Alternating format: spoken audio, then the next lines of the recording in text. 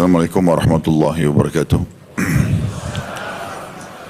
Alhamdulillah, selalu saja kita memuji Sang Pencipta Allah sebagai seorang muslim dengan penuh keyakinan memang Dia zat yang paling pantas untuk dipuji dan dipuja, dipatuhi, ditunduki, karena Dia satu-satunya pencipta segala sesuatunya, dan Dia telah menjanjikan dengan janji yang benar dengan kalimat alhamdulillah atau bersyukur dan berterima kasih kepadanya, segala kebutuhan kita akan dipenuhi olehnya.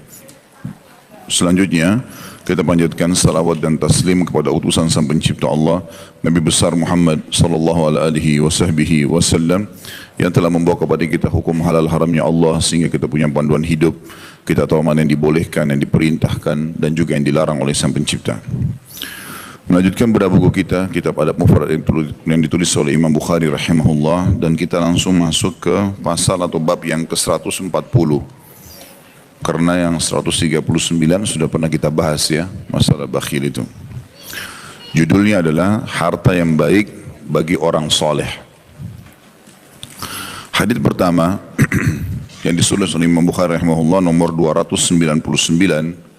Imam Bukhari berkata, Abdullah bin Yazid mengabarkan kepada kami, ia berkata, Musa bin Ulayyah mengabarkan kepada kami, ia berkata, aku mendengar ayahku mengatakan, Sami'tu Amr bin As radhiyallahu anhu qala ba'atha ilayya an-nabiy sallallahu alaihi wasallam fa'amarani an akhudha alayya thiyabi wa silahi thumma atihi fafa'altu fa'ataytuhu wa huwa yatawadda fasa'ada ilayya al-basara thumma ta'ta'a thumma qala ya Amr inni uridu an ab'athaka ala jayshin fayugnimuka Allah وأرغب لك ركبة من المال صالحة قلت إني لم أسلم ركبة في المال إنما أسلمت ركبة في الإسلام فأكون مع رسول الله صلى الله عليه وسلم فقال يا عمرو نعم المال الصالح للمرء الصالح. Terjemahannya adalah aku mendengarkan Amr bin As radhiyallahu anhu, dan ini adalah sahabat Nabi yang mulia, berkata, Rasulullah SAW pernah mengirim utusan kepadaku dan memerintahkan agar aku mempersiapkan pakaian dan senjataku. Maka aku datang, aku lakukan, dan beliau ketika maksudnya di sini, dan beliau pada saat itu sedang berwudu ya. Di sini ada kalimat beliau terulang 2 kali.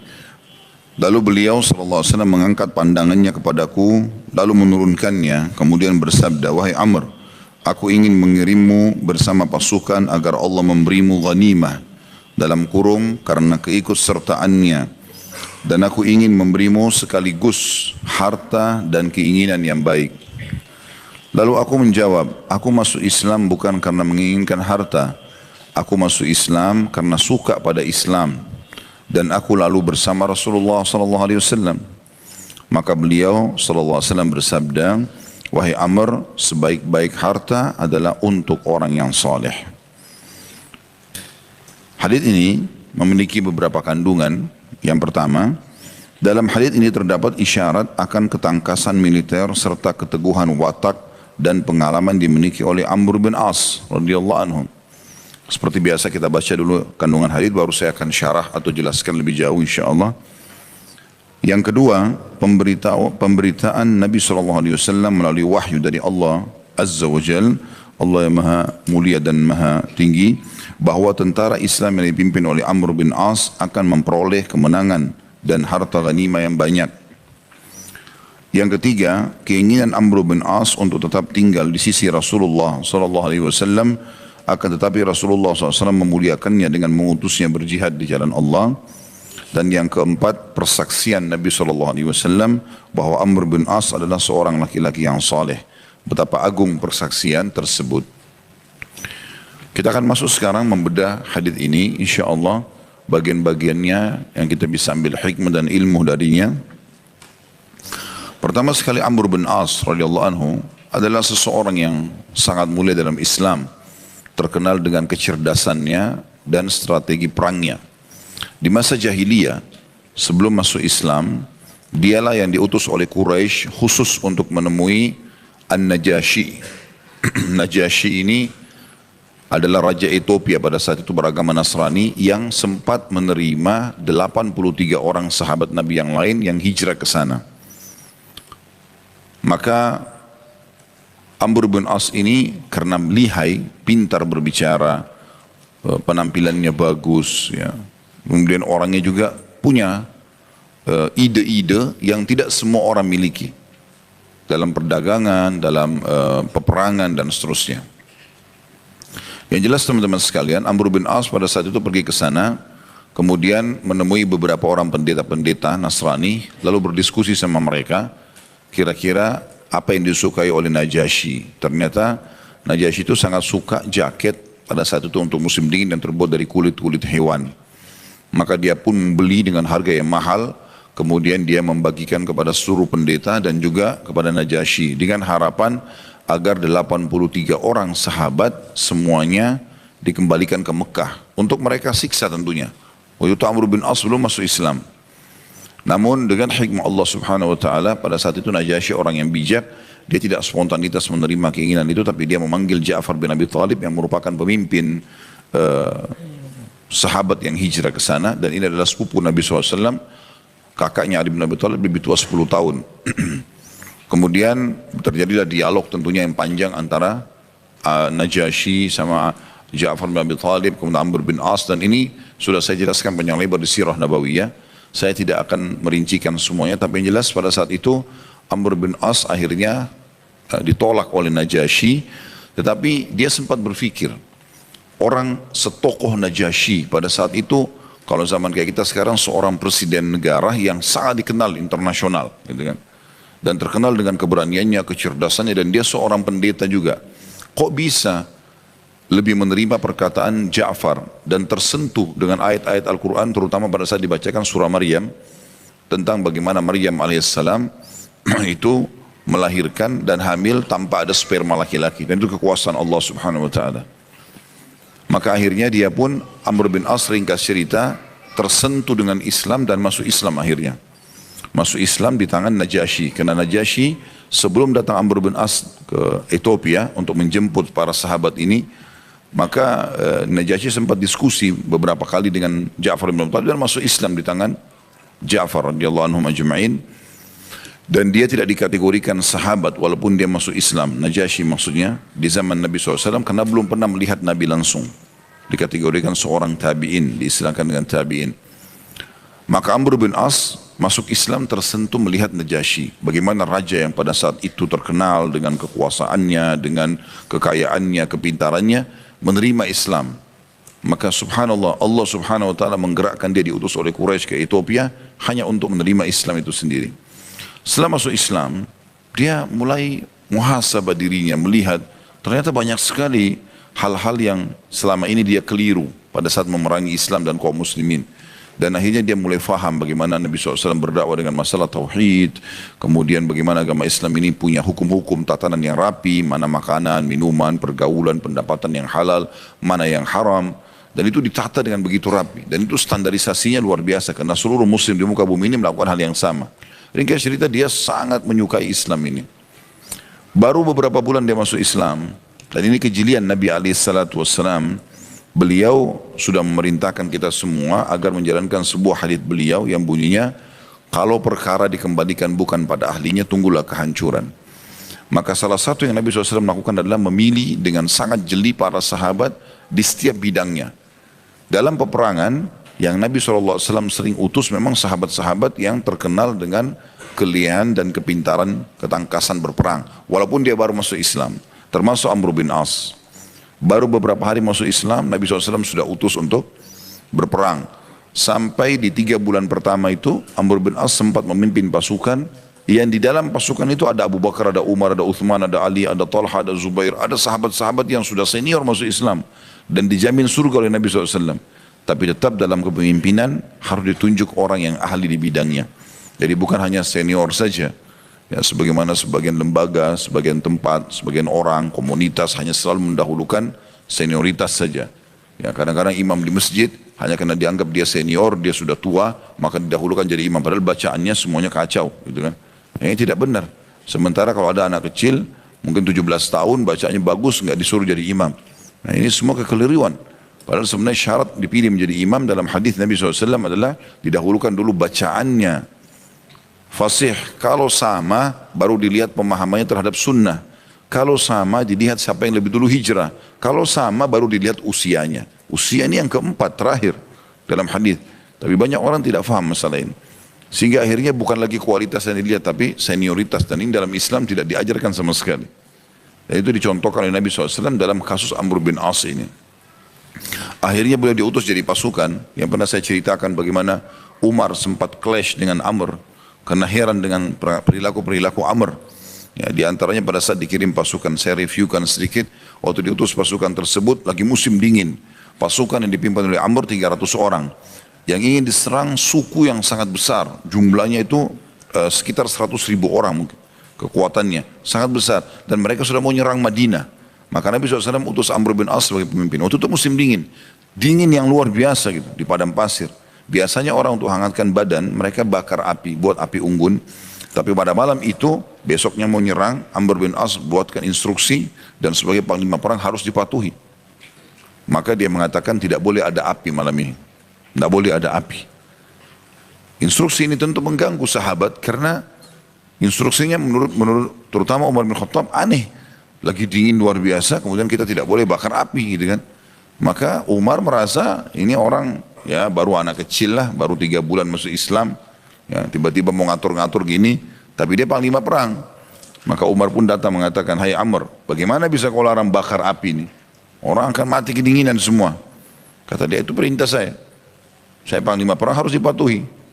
Umar kena gergetan datang kepada Abu Bakar. Gimana nih? Ini orang baru masuk Islam, kemarin musuh kita nih gitu. Sekarang larang kita bakar api, panas, dingin. Kita butuh hangatkan badan. Maka kata Abu Bakar, dia pilihan Nabi SAW. Maka kalau kau patuh badannya, kau patuh pada Nabi SAW. Ikuti saja. Maka akhirnya Umar ikutin. Rupanya yang kedua, malam itu dia tidur lalu junub Amr. Junub dia. Dalam arti kata, dia harus mandi. Gitu kan? Bangun pagi mau sholat subuh, dan dalam hukum Islam panglima perang jadi imam sholat walaupun bacanya sedikit. Kalau panglima perang jadi imam. Maka yang terjadi adalah walaupun di belakangnya banyak orang-orang senior gitu. Maka yang terjadi Amr bin As karena junub dia minta satu prajuritnya bawain air untuk mandi. Begitu dia sentuh dingin sekali kayak es. Dia bilang saya nggak mau mandi, tayamum saja. Padahal ada air. Dalam Islam hukumnya kalau ada air tidak boleh tayamum. Tapi dia tayamum. Umar marah lagi. Hai Amr, bagaimana bisa kau tayamum ini ada air? Dia bilang saya nggak bisa mandi, dingin. Gitu. Maka dia datang lagi kepada Abu Bakar. Abu Bakar gimana nih? Masalah yang kedua terjadi lagi. Kata Abu Bakar, dia utusan Nabi. Dia pilihan Nabi. Ikuti saja. Kita wajib patuh pada pemimpin. Ya sudah. Akhirnya ikut. Tapi Umar ini sudah jengkel. Habis sholat subuh, jadi Amr ini imami sholat, tayamum, semua makmumnya wudu. Kan gitu. Ini hukum belum pernah terjadi pada saat itu. Akhirnya setelah habis sholat subuh, Amr bin As suruh menyerang, dan menyeranglah pasukan, dan setiap orang harus berdua. Tidak boleh pisah sama temannya. Dan ternyata berhasil. Dalam hitungan beberapa saat saja, suku itu mengira pasukan banyak karena masih gelap, akhirnya mereka tidak jadi menyerang Madinah gitu. Nah biasanya tradisi kaum muslimin dari waktu itu bersama Nabi SAW, kalau menang, mereka menangkap-nangkapi musuh sebagai tawanan perang. Ini tawanan perang banyak sekali bisa diraih darinya gitu. Dari sisi pahala, kita disuruh berbuat baik, memberikan makan, segala macam, mendakwahkan Islam padanya. Sisi yang lain, secara dunia bisa ditebus oleh keluarganya atau sukunya sehingga dibayar gitu. Jadi ada dua sisi yang bisa dilihat gitu kan. Tapi waktu itu Amr bin As keluarkan instruksi yang lain, beliau mengatakan tidak boleh sama sekali ada yang mengejar tawanan. Tidak boleh ada yang mengejar orang yang sudah lari. Kalau depan mata ditangkap oke, tapi kalau dikejar nggak boleh. Umar marah lagi. Dari mana peraturan ini hai Amr? Selama ini Nabi biarkan kita terserah mau nangkap 10 orang, 20 orang. Kenapa sekarang kamu larangin? Dia bilang itu instruksi saya. Datang lagi kepada Abu Bakar. Hai Abu Bakar gimana? Utusan Nabi. Ini pilihan Nabi, jangan bantah, nggak boleh. Gitu. Akhirnya jalanlah mereka pulang ke Madinah. Rupanya Umar gregetan nih. Pas tiba di Madinah, karena kepemimpinan Amr hanya sampai di Madinah. Selama keluar dari Madinah masih pemimpin, panglima. Masuk Madinah sudah bukan, kembali kepada Nabi SAW. Begitu tiba di Madinah, Umar langsung hadap Nabi. Ya Rasulullah, Amr buat masalah nih. Gitu. 3 masalah besar. Dia sholat di kami jadi imam, itu tayammum, dalam keadaan junub. Yang kedua, yang pertama dia larang membakar api untuk angkat tempatan, padahal dingin sekali. Pasukan kedinginan semua. Yang kedua dia imami sholat sementara dia junub. Yang ketiga dia larang kita tangkap orang. Musuh-musuh nggak boleh ditangkap. Nabi panggil Amr di depan orang-orang semua. Dan Amr ini baru 3 bulan masuk Islam. Tentu kisah ini bukan berarti Amr lebih afdal daripada Umar ya. Secara afdal dia tetap Umar lebih afdal dalam hukum syar'i. Yang paling afdal adalah Abu Bakar, Umar, Uthman, Ali. Khulafa Rasyidin baru datang setelahnya 6 orang sahabat yang jamin masuk surga gitu kan. Talha bin Ubaidillah, Zubair bin Awwam, Abdurrahman bin Auf, Salim bin Waqqas, Sa'id bin Zaid. Itu semua adalah orang-orang yang termuliakan dalam Islam, kemudian ahli Badr dan seterusnya. Tapi kisah ini menunjukkan bagaimana Amr ini dipilih oleh Nabi SAW karena justru bidangnya, ahli di bidangnya, seperti itulah. Maka Amr dipanggil oleh Nabi SAW tanya, kenapa ini keluhannya Umar, hai Amr? Kenapa kau larang bakar api malam-malam? Kata dia, ya Rasulullah, pasukan kita 300 orang. Anda menyuruh kami menyerang pasukan jumlahnya ratusan ribu, 100 ribu orang. Ini jumlah yang sangat besar, 300 lawan 100 ribu gimana bisa ketemu? Nggak mungkin. Maka kalau dinyalakan api dan mereka tahu keberadaan kita, maka habislah kita ini. Sabar 1 malam, tapi seperti Anda lihat kami berhasil menang. Karena musuh nggak nyangka kita datang gitu. Maka kata Nabi SAW, hai Umar, Amr benar. Terus dia tanya lagi, lalu bagaimana kau bisa sholat orang dalam keadaan junub dan kau cuma tayammum? Ya Rasulullah, didatangkan air. Air itu seperti es, dingin. Saya panglima perang. Kalau saya mandi lalu saya sakit, apalagi sampai meninggal, siapa yang akan memimpin? Anda belum nunjuk ganti saya. Gitu kan? Maka saya harus jaga kesehatan saya. Kata Nabi SAW, hai Umar, Amr benar. Gitu kan? Ini juga benar nih. Karena hukumnya adalah dia panglima perang, nggak bisa. Dan sampai keluar, gara-gara kasus ini keluar hukum dalam buku-buku fikih, bolehnya imam yang bertayammum mengimami sholat orang yang wudu. Asal dia punya udzur syar'i. Gitu kan? Karena kasus Amr ini. Kemudian yang ketiga, kenapa kau tahan orang, tidak boleh nyerang, nangkap-nangkapin tawanan? Dia bilang, ya Rasulullah, jumlah 300 orang. Ini suku besar. Kalau kita mengejar seperti itu akan kelihatan jumlah kita. Sekarang kita berkumpul tidak kelihatan. Dan sudah cukup ada ghanimah, harta rampasan perang. Orang depan mata silakan tangkap. Karena kita juga kalau tangkap banyak-banyak, ratusan ribuan orang, kita cuma 300. Di tengah jalan pun mereka bisa berontak nanti. Maka kata Nabi SAW, wahai Umar, Amr benar. Tapi di sini kita bisa lihat bagaimana kejelian Nabi SAW memilih seorang panglima perang. Dan ini penting. Tidak penting dia baru masuk Islam atau sudah lama masuk Islam. Yang penting dia mahir di bidangnya. Gitu kan? Dan kita sebagai seorang muslim diperintahkan agar menguasai bidang yang sedang kita geluti. Kata Nabi SAW dalam hadis sahih, Inna Allah yuhibbu min abdin idha amila amalan an yutkinahu. Allah sangat suka hamba yang kalau mengerjakan satu perbuatan dia menguasainya. Itu pelajaran pertama tentunya tentang Amr bin As. Ada kisah panjang tentang beliau tentunya, tentang kecerdasannya, bagaimana setelah masuk Islam, banyak hal yang dia lakukan kiprah-kiprahnya. Termasuk di zaman Umar sendiri, Umar tunjuk dia menjadi gubernur di Mesir. Ya, dan Mesir wilayah baru dimenangkan pada saat itu, dan dialah yang memberikan ide kepada Umar bin Khattab agar mengekspansi Islam, kirim pasukan ke Mesir. Dan akhirnya Afrika Utara, Mesir, Tunis, Jazair, Maroko terbuka Islam. Dan Afrika ini terbuka Islam. Kata sebagian ulama, seluruh Islam yang masuk ke Afrika, Amr bin As yang panen pahalanya. Karena dia memang yang memberikan ide awal dan dia sendiri jadi panglima perangnya pada saat itu. Itu pelajaran pertama. Pelajaran yang kedua,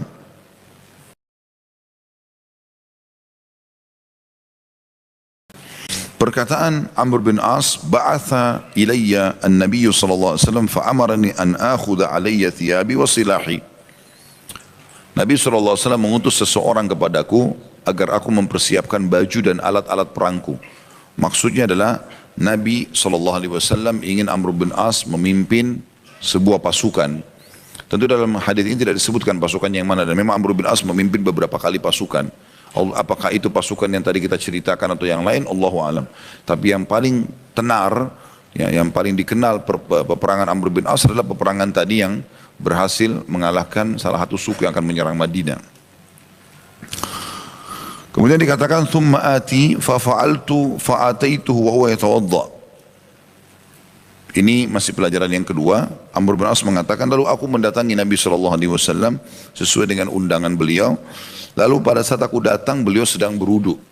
Beliau sedang berwudu. Dan ini pelajaran tersendiri sebenarnya. Artinya, pelajaran yang selanjutnya, yang ketiga. Jadi kalau pelajaran yang kedua tadi adalah Nabi SAW mengundang Amr bin As untuk memimpin pasukan dan beliau datang. Nah, ini adalah kejelian Amr bin As untuk mematuhi perintah Nabi SAW. Pelajaran yang ketiga adalah bagaimana jelinya Amr bin As menceritakan tentang keadaan Nabi SAW. Tidak semua sahabat menyampaikan keadaan Nabi. Umumnya mereka datang kepada Nabi, Nabi pakai baju apa, kondisinya seperti apa, mereka nggak gambarkan. Intinya pesan Nabi apa itu yang disampaikan. Ada juga sahabat nggak jeli, dia ceritakan keadaan Nabi. Nabi lagi duduk, Nabi lagi begini, Nabi lagi pakai baju ini, seperti itulah. Di sini kita lihat Amr bin As jeli menceritakan. Mungkin pada zaman itu orang tidak terlalu merasakan manfaatnya. Kalau kita sekarang merasakan manfaatnya. Sebab dia seakan-akan menceritakan lagi apa yang dia lihat dari Nabi, dia ceritakan. Dan ini manfaatnya bagi kita besar. Dalam arti kata kita jadi seakan-akan hadir dalam kisah itu. Bukan cuma pesan wahyunya, tapi kondisi dan keadaan Nabi SAW digambarkan. Karena dia bilang, aku pun datang, dan aku melihat Nabi sedang berwudu. Fasa'ada ilayyal basar thumma ta'ta'a. Kemudian dia lagi habis selesai wudu, dia mengangkat pandangan matanya ke arahku, kemudian dia pun menurunkannya. Ini menggambarkan kondisi Nabi pada saat itu. Tentu ada pelajaran lain di sini ya. Bagaimana Nabi SAW itu sangat santun, ramah. Beliau kalau mau menyampaikan pesan tidak melotot-lotot sama orang, walaupun beliau pemimpin. Tapi beliau melihat sekali, lalu kemudian menurunkan pandangan sambil ngomong. Karena bentuk ketawadhuan atau merendah, gitu kan. Biasanya orang sebagai pemimpin kasar sekali, ngomongnya keras, melotot sana sini, seakan-akan bawahannya itu bukan manusia, ya, bukan seperti dia. Maka dia harus menindasnya, dia harus keras dan seterusnya. Itu keliru. Kalau dalam syariat tidak seperti itu. Kita bermuamalah ya dengan cara bertawadhu. Kita cukup, dia sudah tahu kita pemimpin. Cukup instruksi kita didengarkan. Tentu kalau dia melanggar dihukum. Tetapi bukan berarti kita harus menindas manusia, gitu kan? Atau menunjukkan kesombongan. Karena kata Nabi SAW, siapa yang dalam hatinya ada seperti biji sawi dari kesombongan tidak akan mencium bau surga. Jadi kita nggak boleh sama sekali melakukan perbuatan tersebut. Ini pelajaran yang ketiga, bagaimana Amr bin As menggambarkan tentang kondisi Nabi SAW. Dan ini penting tentunya. Jadi misal, contoh, ya, kalau di zaman sekarang, teman-teman belajar dari seseorang yang Allah berikan ilmu misalnya, lalu untuk menggambarkan misal nanti ilmu itu mungkin akan didengar oleh orang-orang yang akan datang. Saya pernah mendengar dari syekh di masjid ini, di hari ini, kalau kita sekarang jam sekian gitu kan, pada saat itu jemaah yang hadir sekian banyak, mungkin dia gambarkan begitulah. Mungkin bagi orang di tempat itu tidak terlalu besar manfaatnya, tapi orang yang datang setelahnya punya gambaran. Contoh misalnya, pernah ada orang menggambarkan, dia murid Imam Ahmad, dia menggambarkan. Dia bilang, aku pernah menghadiri majelis Imam Ahmad dan tidak kurang dari 5.000 orang penuntut hadis sedang menundukkan kepalanya sambil menulis. Dia gambarkan kondisi pada saat itu. Artinya orang yang duduk dalam majelis sibuk dengan menulis hadis-hadis dari Imam Ahmad rahimahullah. Jadi ada gambaran tersendiri bagi orang yang akan datang nanti. Pelajaran yang keempat adalah perkataan Nabi SAW, Ya Amr, thumma qal, Ya Amr. Kemudian Nabi SAW berkata, wahai Amr, inni uridu an ab'athaka ala jaishin fayugnimuka Allah wa arghabu laka rakbatan minal mali salihah. Aku akan mengutusmu sekarang pasukan yang dengan pasukan itu kau akan mendapatkan harta rampasan perang. Dan juga aku ingin kau mendapatkan uang yang salih itu. Maksudnya uang yang halal. Ini pelajaran keempat. Ada sebuah hadis yang menjelaskan juga masalah ini. Kata Nabi SAW, sesungguhnya dihalalkan untuk aku ghanimah dan tidak dihalalkan untuk nabi-nabi sebelumku. Jadi harta rampasan perang, kalau pasukan muslim menang melawan pasukan non-muslim, maka yang dipasukan itu menjadi harta rampasan perang. 1/5 diberikan untuk Allah dan Rasulnya, ya, dan 4/5 dibagi untuk pasukan perang. Ini termasuk harta halal ya, dalam Islam, ghanimah. Dalam sebuah hadis yang lain kata Nabi SAW, nabi-nabi sebelumku kalau mereka menang dalam peperangan dan mendapatkan harta rampasan perang, maka ditumpukin di satu tempat sampai menggunung. Kemudian Nabi itu berdoa lalu Allah turunkan petir dari langit membakarnya. Karena tidak halal bagi mereka. Kayak pedang, perisai, segala macam gitu. Yang ini tentu tidak masuk hewan-hewan dalam masalah kena petir ini. Tapi di sini seperti itulah gambarannya, ghanimah itu dihalalkan bagi kaum muslimin, ya, harta rampasan perang. Dan begitu terus berlanjut hukum Islam ini sampai menjelang hari kiamat. Dan Nabi SAW menggambarkan kalau itu halal dengan kalimat beliau, wa argabu laka ragbatan minal mali salihah. Dan aku ingin kau mendapatkan harta yang salihah, maksudnya harta yang halal dari ghanimah itu. Itu pelajaran yang kita ambil yang keempat. Kemudian pelajaran yang kelima, Amr bin As merespon itu sambil mengatakan, qultu inni lam uslim ragbatan fil mal, innama aslamtu ragbatan fil islami fa'akuna ma'ar rasulillahi sallallahu alaihi wasallam. Sesungguhnya aku masuk Islam bukan untuk mengejar harta. Walaupun itu ada ghanimah, aku bisa bekerja sama kaum muslimin, bisa bisnis sama mereka, tapi bukan itu tujuanku. Aku masuk Islam karena betul-betul suka dengan agama Islam ini. Aku tahu ini kebenaran dan agar aku bersama Nabi SAW. Maksudnya bersama anda ya Rasulullah. Itu sudah satu kemuliaan tersendiri, gitu kan. Dan ini menandakan keikhlasan Amr radhiyallahu anhu. Pelajaran kelima ini bagaimana dia menerima Islam dan bagaimana orang masuk Islam memang dianjurkan agar karena Allah Subhanahu wa taala, gitu kan. Jadi dia masuk Islam memang karena faham kalau ini adalah agama yang benar, gitu. Kalau orang non muslim aja yang masuk Islam dianjurkan agar ikhlas menerima Islam, itu bagaimana kita yang sudah lahir dalam keadaan Islam? Harusnya kita lebih ikhlas. Salah satu bukti keikhlasan adalah kita mendalami dan mempelajari ilmu agama ini. Kalau kita nggak pelajari, cuma status muslim, berarti kita tidak ikhlas menerima Islam. Kita belum faham bobot daripada Islam itu. Kata para ulama, agama Islam ini kalau orang cuma lihat dari jauh, cuma sebagai status seperti titik hitam saja. Dari jauh kecil, tidak ada nilainya bagi dia. Tapi kapan dia masuk ke dalam, dia geluti, dia akan temukan Islam sebagai lautan yang luas, penuh dengan ilmu, panduan, keberkahan, petunjuk dan seterusnya. Maka ini pelajaran penting untuk kita ambil, bagaimana orang ikhlas dalam menerima Islam ini, dan bukti keislaman adalah mempelajarinya, menekenunya. Jadi insya Allah mudah-mudahan Bapak Ibu dengan hadir seperti ini berusaha untuk memahami hukum-hukum Allah Subhanahu Wa Taala, lalu kita terapkan termasuk dalam masalah itu tentunya. Ya. Yang terakhir potongan yang keenam yang kita bisa ambil adalah Nabi SAW bersabda, ya Amr, ni'mal malus salih lil mar'is salih.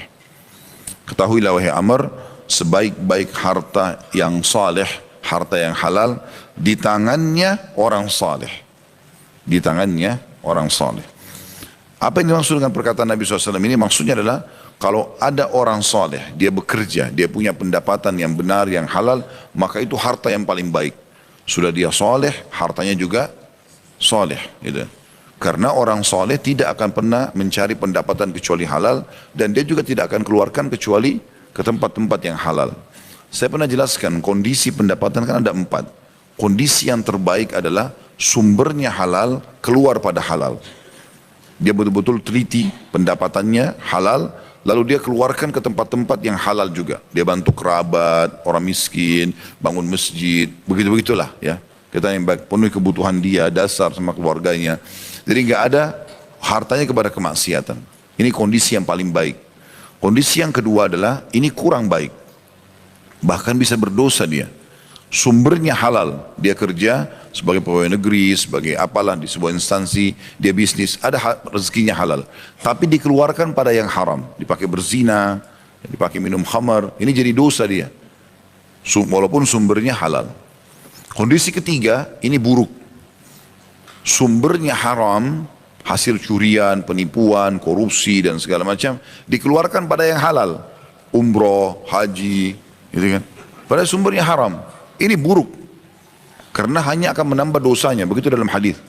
Kalau seseorang berinfak, kata Nabi SAW, dengan harta haram, maka tidak akan menambahnya kecuali kebinasaan. Hukuman berat pada hari kiamat nanti. Kemudian yang keempat, yang paling buruk, sumbernya haram, keluar pada haram. Hasil curian dipakai zina. Ya. Ini sudah jelas-jelas buruk, keburuk lagi. Makin berat hukumannya gitu ya. Nah yang kita jadikan pegangan adalah yang pertama tentunya. Yaitu sumbernya halal, dikeluarkan pada tempat-tempat yang halal. Satu-satunya akan ditanya pada hari kiamat, dari mana sumbernya, kemana keluarnya, cuma harta. Sesuai dengan hadis Nabi SAW, tidak akan beranjak kaki seorang hamba pada hari kiamat kecuali ditanya 4 hal. tentang umurnya di mana dia habiskan, masa mudanya di mana dia habiskan, ilmu dia sudah ajarkan atau belum, dan yang satu dari keempat ini adalah harta dari mana dia dapat, di mana dia keluarkan. Jadi Bapak Ibu jangan cuma bilang, oh saya kerja halal kok. Bukan cuma itu, tidak cukup, ada hisapnya, kemana dikeluarkan. Harus jelas dan jeli. Kita disuruh royal di jalan Allah, berikan sedekah silakan, tapi tempatnya yang benar. Jangan pernah dukung kemaksiatan, tidak boleh. Sudah tahu ini orang makan mabuk kita kasih, jangan, tidak boleh. Gitu kan? Kita harus kasih kepada tempat-tempat yang benar. Makanya Nabi SAW menganjurkan agar kita memberikan makan, memberikan minum, prioritaskan orang-orang yang soleh. Kata Nabi SAW, janganlah makan makananmu kecuali orang yang bertakwa, dan jangan minum minumanmu kecuali orang yang bertakwa. Maksudnya orang-orang yang betul-betul bagus ibadahnya. Jadi kalau ada pilihan, ini orang bagus ibadahnya, yang satu kurang, kita pilih orang yang bagus ibadahnya. Kalau orang semuanya sama, umumnya kaum muslimin, apalagi kita tidak tahu keadaannya, hukum zahir yang kelihatan, kita sedekah buat mereka, nggak ada masalah. Tapi kalau ada opsi, ini orang soleh jelas, hafal Quran kah, imam masjid kah, selalu sholat di masjid, apalah. Ya. Kemudian dipertemukan dengan orang yang lain, tidak jelas statusnya, maka kita dahulukan tentunya orang-orang yang saleh. Itu juga makna daripada kalimat ini. Sebaik-baik harta halal atau saleh di tangan orang saleh. Karena dia sumbernya jelas, dikeluarkan juga ke tempat yang jelas. Seperti itulah.